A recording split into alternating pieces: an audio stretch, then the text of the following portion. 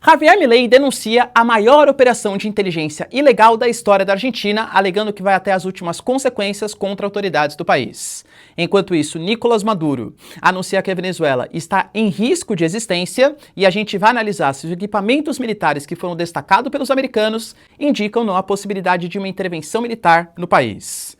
Irfan Ali e Nicolás Maduro trocam acusações de disparos na fronteira entre Guiana e Venezuela, com Irfan Ali defendendo sim uma intervenção dos Estados Unidos contra o regime de Nicolás Maduro. Falar um pouquinho também sobre a mais importante cúpula da história da OCX, Organização para a Cooperação de Xangai, com uma foto que entrará para os livros de história, com Vladimir Putin, Narendra Modi e Xi Jinping, indicando, dentre outras mudanças e cooperações, uma nova governança global, com o Sul global tendo destaque em detrimento dos países envolvidos, inclusive dos Estados Unidos. Será que faz sentido? Donald Trump testa ali algumas reclamações. Falar um pouquinho também sobre o plano de Donald Trump em conjunto com Benjamin Netanyahu, que indica o pagamento para uma imigração voluntária de palestinos que abandonem a faixa de Gaza. Entender exatamente como que é esse plano e porque possivelmente não vai dar certo. Para finalizar, falar um pouquinho também sobre um suposto atentado que acontece contra a Ursula von der Leyen, em que o sistema de GPS foi desligado enquanto ela visitava a Europa Oriental e claro que a Rússia está sendo indicada como a principal responsável. Será que faz sentido? A Rússia queria destruir, ameaçar a vida da presidente da Comissão Europeia? Se vocês querem ter um pouco mais sobre esses assuntos, e muito mais também sobre geografia, geopolítica, atualidades, política, polêmicas, enfim, tudo para você se manter sempre bem atualizado, já se inscreve no canal, deixa seu like, compartilha esse vídeo, que eu, professor Ricardo, conto muito com a sua ajuda. Belezinha? Pessoal, para quem não sabe, a Nomad é parceiraça aqui do canal e eu tô falando para você da maior e melhor conta internacional do Brasil, com mais de 3 milhões de usuários, inclusive um extremamente satisfeito, que sou eu que vos falo aqui. A Nomad, galera, tá oferecendo para você a possibilidade, nesse momento de instabilidade global, variação do preço do dólar, você diversificar suas posições e comprar dólares com 15 centavos de desconto por dólar com o meu cupom Ricardo15. Eu tô falando para vocês, poxa, o dólar tá o quê? 5,43, 5,44? Com o meu cupom você consegue 15 centavos de desconto, sendo que a Nomad já tem as melhores taxas do mercado. É super simples, democratizou o acesso, até por isso, galera, pela simplicidade, pelas melhores cobranças taxas, que é a mais utilizada do nosso país, e te permite utilizar e fazer as suas compras, seus pagamentos, em mais de 180 países diferentes. Em viagens internacionais, por exemplo, ao invés de ficar convertendo moeda, tudo tal, pô, galera, usa a Nomad, é muito mais simples, muito mais fácil, e você paga muito menos taxas do que comprar, por exemplo, com o cartão de crédito, dependendo do valor que vai estar o dólar na hora. Além do que a Nomad te permite, junto com a Visa, ter acesso ao Nomad Explore, que sinceramente é o cartão de crédito que eu uso, e acho que é o melhor cartão de crédito do Brasil, porque ele te permite, nas suas compras aqui no Brasil mesmo, ou em qualquer lugar do mundo, ter acesso a cashback dolarizado, que você vai montando ali suas posições, você ganha acesso a pontos que não expiram para trocar por produtos e serviços, fora vários outros benefícios, como acesso ao Nomad Lounge, por exemplo, que é a sala VIP da Nomad, dentre outros produtos que só um cartão Visa e Nomad pode te oferecer. Confira, galera, no aplicativo que é super simples de você baixar. Vou deixar aqui para vocês o QR Code na tela, cupom Ricardo15 e tem acesso, além de todos os benefícios da Nomad, a mais 15 centavos de desconto por dólar convertido que vai estar na sua conta em até um dia útil. É praticamente um pagamento para você comprar os seus dólares. Tamo junto, galera? Então, bora lá pro vídeo, ó. Como eu trouxe para vocês na introdução, de fato, cara, a gente já vem trazendo aqui, em alguns vídeos passados, que o governo Milei, ele vem com uma crise, tanto por conta de brigas políticas, ele vem tendo sucessivas derrotas no Congresso argentino, talvez o caso, por exemplo, de reforma do pagamento da Previdência, né, reajuste do salário dos aposentados, do benefício dos aposentados, e também alguns benefícios para pessoas com deficiência, tenham sido algumas das derrotas mais sintomáticas. O governo Milei, ele se propõe a ser um governo que prega a austeridade, a redução dos gastos públicos, na ideia de promover um ajuste fiscal, trazer uma responsabilidade financeira maior, ganhar a confiança dos investidores estrangeiros para a entrada de dólares e a promoção de um crescimento econômico do país.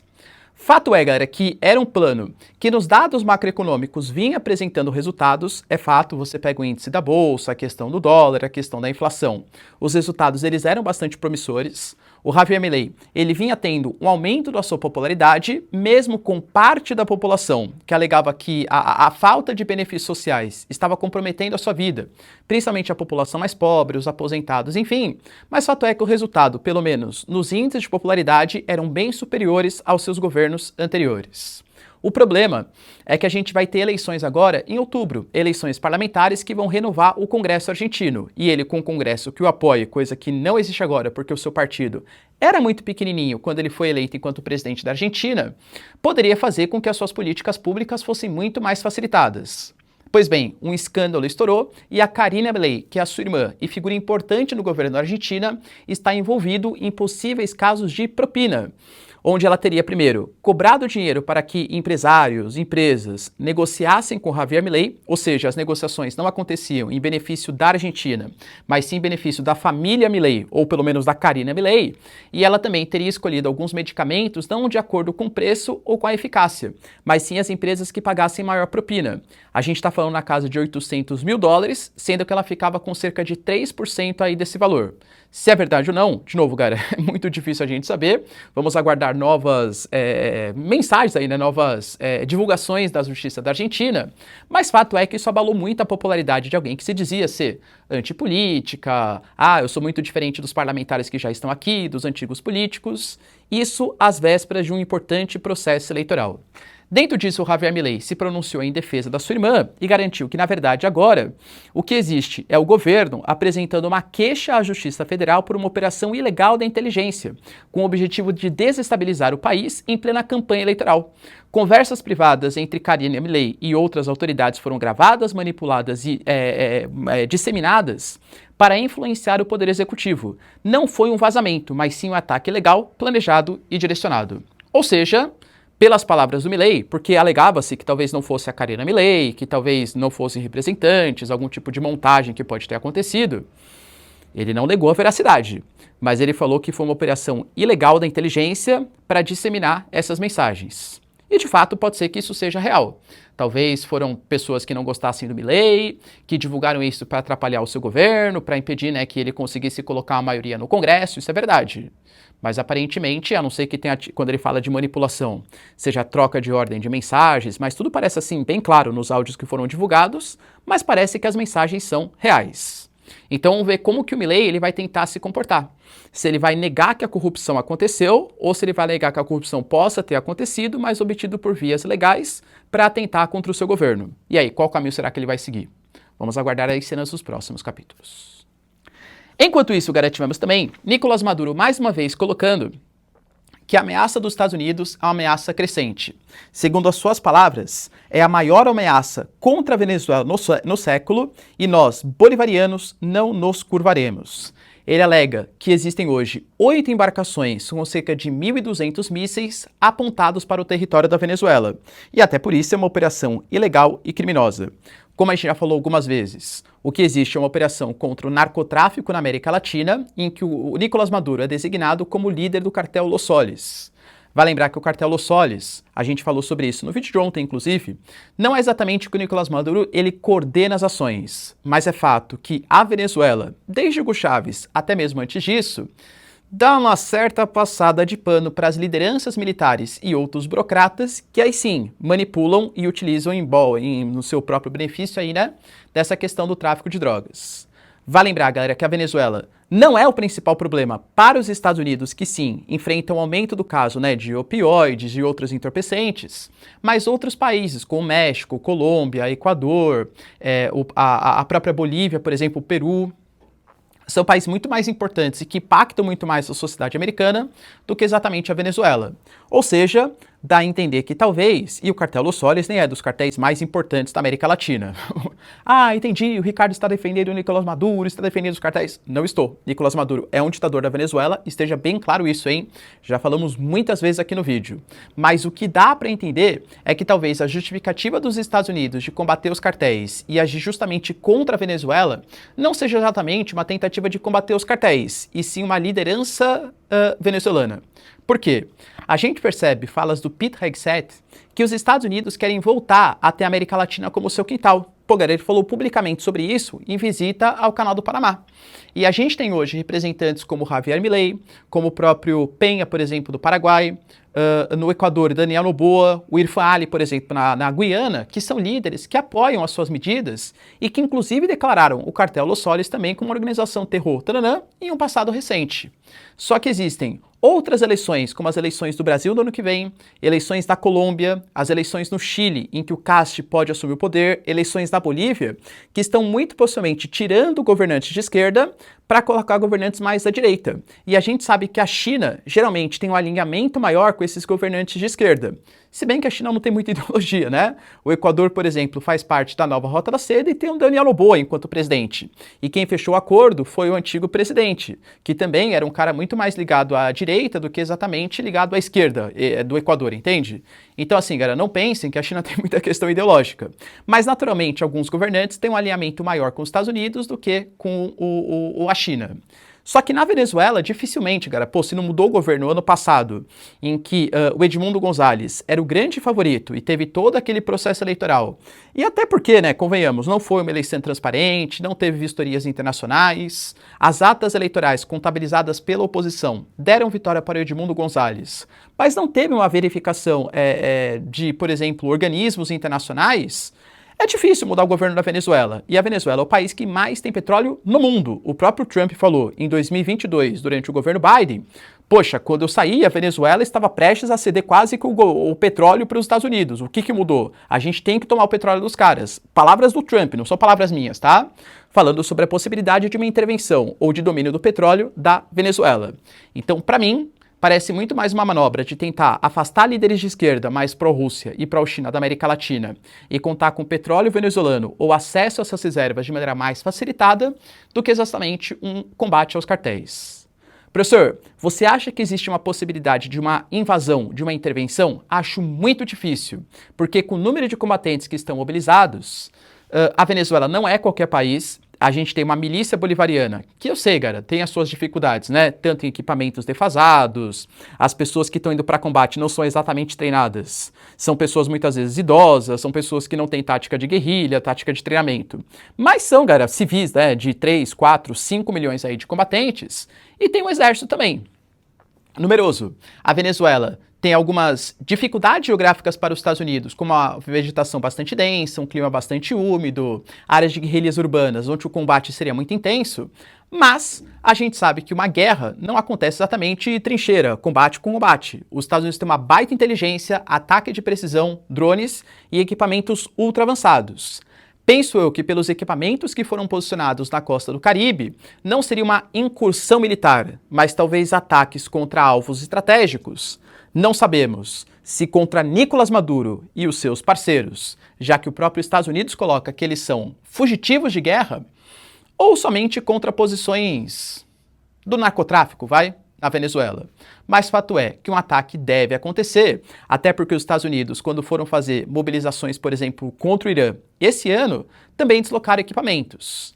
As movimentações militares, de fato, estão muito parecidas. Possivelmente não para invasão militar, mas para ataque com mísseis que podem acontecer no futuro próximo.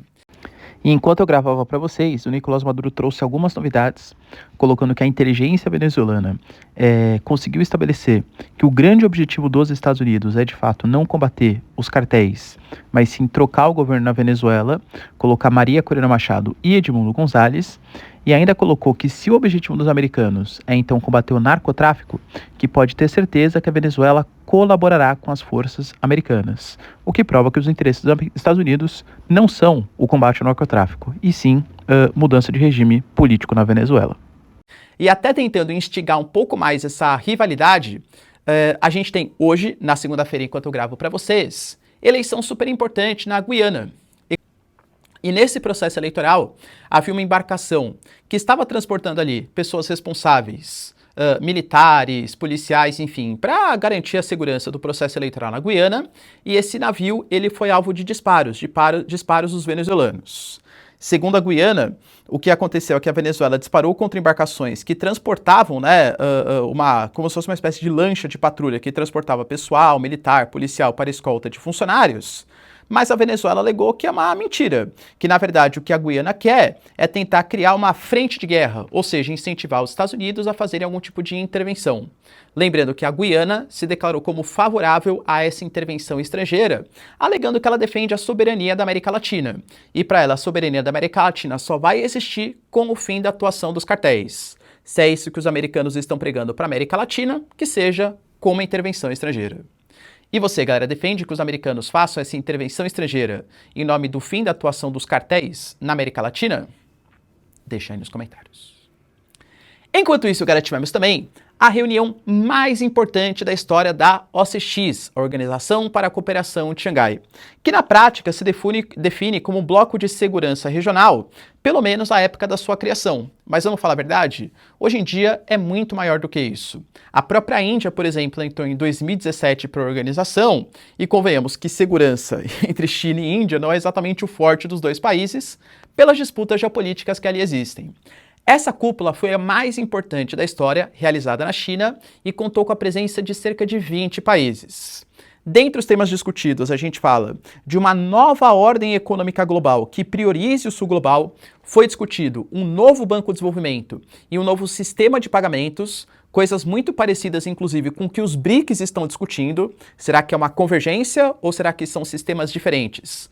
Os BRICS vão ter o seu sistema de pagamento e a utilização de moedas locais, e a OCX também fará uma coisa muito similar com os países ali mais próximos da Ásia. É a coisa que se coloca, uma integração entre os dois. Vários membros, eles são similares.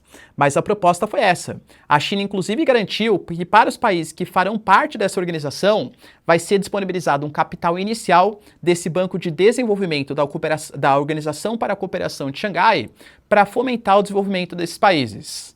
Isso até engloba, claro, os países no Roden Belt, não exatamente oficialmente, mas o Roden Belt chinês é o quê?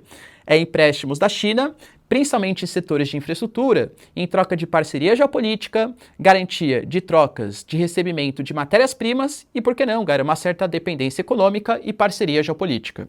Foi discutido também as críticas ao que o Trump está fazendo hoje com essa política de taxação, de tarifas contra vários países, e os grandes líderes que participaram, os três mais importantes, Narendra Modi, Xi Jinping e Vladimir Putin, com fotos históricas. Os três prometeram aumentar sua cooperação comercial, enquanto nós temos o Trump punindo os indianos, também porque a Índia compra combustíveis fósseis da Rússia e sustenta a máquina de guerra. Palavras do Trump. Até já adiantei para vocês. Não acho que a preocupação do Trump seja tanto, meu Deus, estão massacrando os ucranianos. O Trump sabe que a Índia tem um superávit comercial importante com os Estados Unidos, e talvez um jeito de reduzir esse superávit seja a Índia, ao invés de comprar combustíveis fósseis dos russos, comprar GNL, gás natural liquefeito. Entende então que os Estados Unidos criticarem a Índia porque estão comprando combustíveis fósseis da Rússia é um jeito de talvez incentivar que seja feito um acordo comercial em que a Índia não compre dos russos, mas sim compre o GNL dos Estados Unidos? Na minha concepção, parece muito mais isso do que qualquer outra questão. Depois, poxa, a crítica não foi feita porque a Índia está se aproximando da Rússia. Narendra Modi e Putin fizeram questão de tirar foto dentro do carro, dando risada, fizeram uma cúpula bilateral, onde prometeram aumentar a cooperação econômica, tiraram foto até de mão dada, os dois chegaram de mão dada ali para a cúpula da OCX.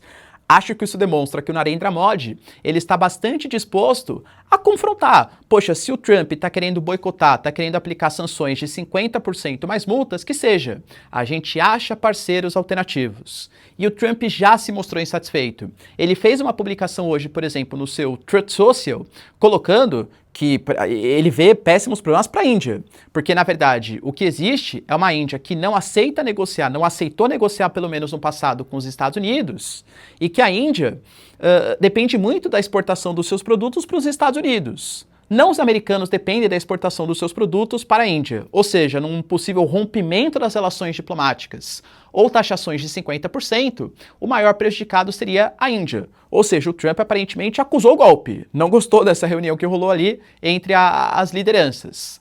Mas, ao mesmo tempo, o Marco Rubio tentou aparar um pouco ali a situação, falou, não, imagina, a Índia é um parceiro importante, tudo tal. Por quê?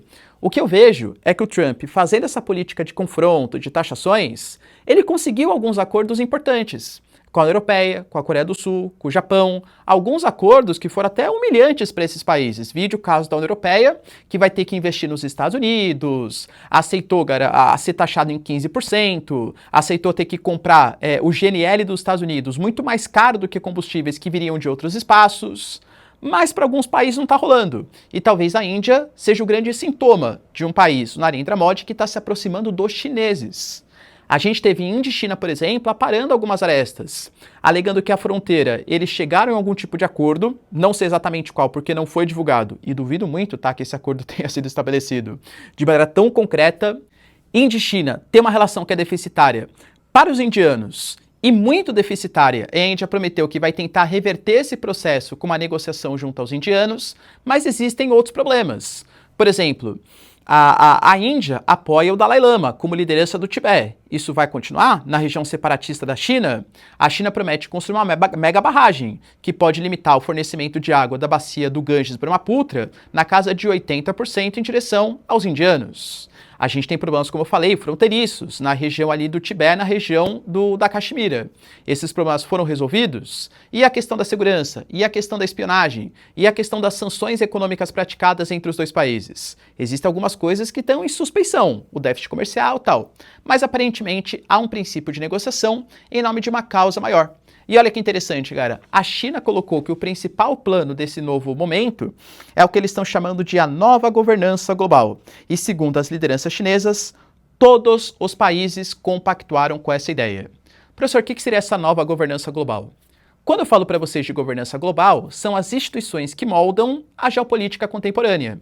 A ONU, a OMC, o FMI, o Banco Mundial, o G20, organizações que geralmente, quando existe algum tipo de problema, algum tipo de crise, algum tipo de guerra, é utilizado para travar as negociações. E a grande questão, e eu venho trazendo isso para vocês, é que existe hoje uma crise nas governanças globais.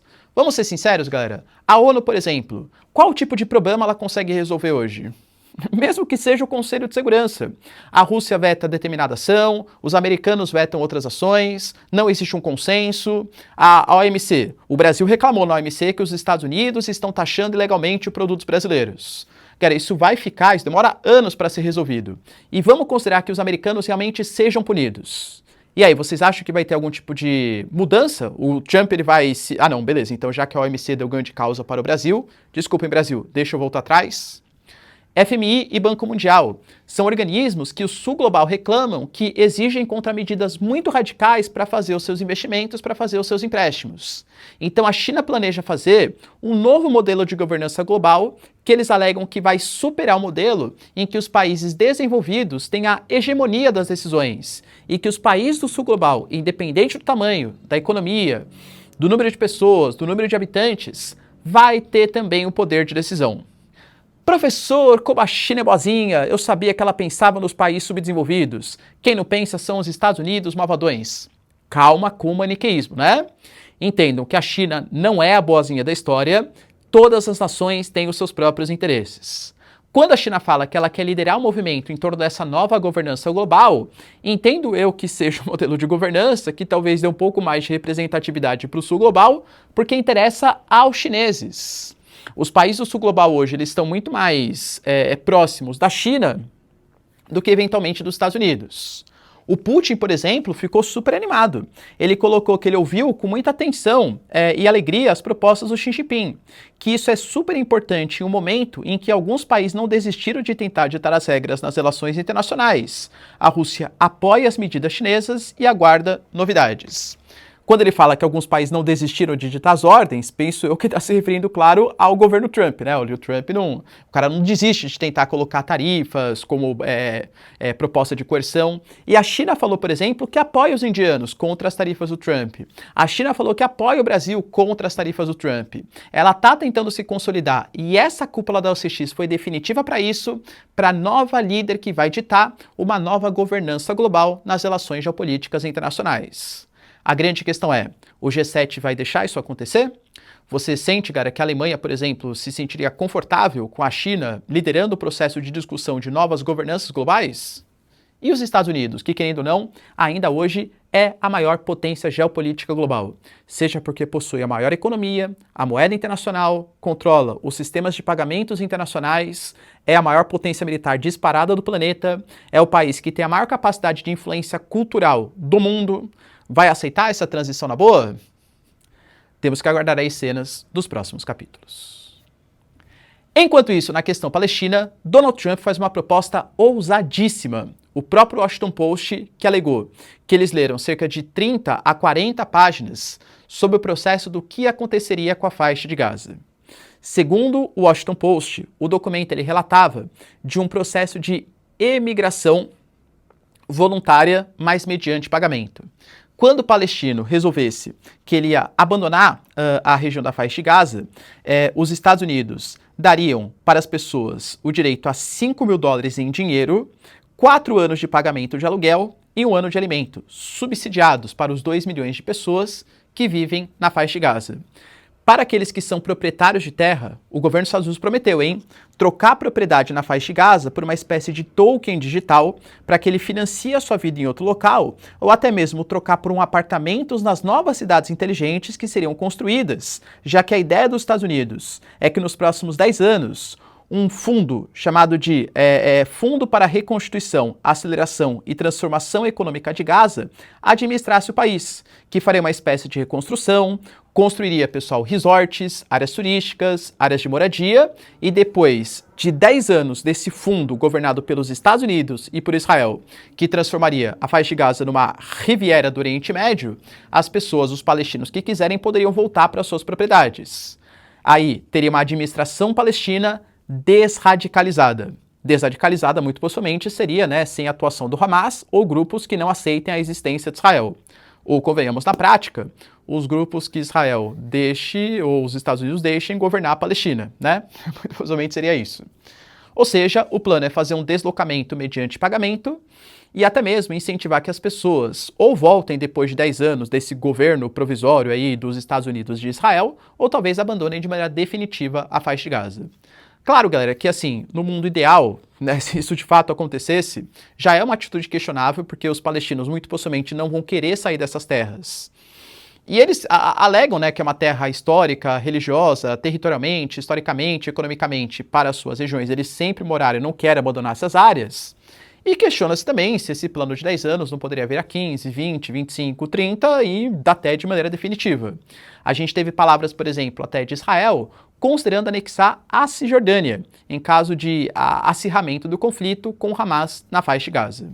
O próprio Hamas colocou que Gaza não está à venda, inclusive colocando que o Hamas rejeita todos os planos que desloquem o nosso povo e mantenham os ocupantes, que é Israel, segundo eles, claro, em nossa terra. Essa proposta é inútil, injusta e o Hamas e o povo palestino não aceitará. E aí, pessoal, acha um bom plano do governo Trump? Acha que dará certo? Deixa aí nos comentários.